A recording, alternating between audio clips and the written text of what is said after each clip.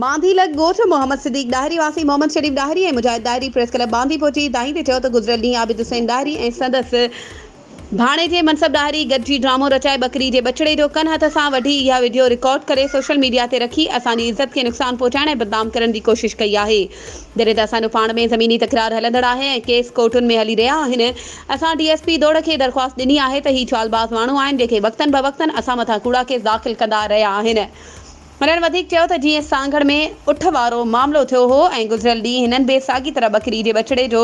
हथ सां कन वढे सोशल मीडिया ज़रिए असां खे बदनाम करण जी कोशिशि कई। हुननि SSP नवाब शाह ऐं आला अमलदारनि खे अपील कई त असां मथां सोशल मीडिया ते ग़लति ख़बरूं रखण वारे मामले जी जांच करे आबिद हुसैन डाहरी ऐं संदसि भाणे जे मनसब डाहरी ख़िलाफ़ कानूनी कार्रवाई कई वञे। वधीक ख़बरूं ऐं अपडेट्स जे लाइ असांजे चैनल खे सब्सक्राइब कयो ऐं हा बेल आइकन खे प्रेस करणु न विसारिजो त जीअं असांजी हर नई अचण वारी वीडियो तव्हां ताईं पहुचे।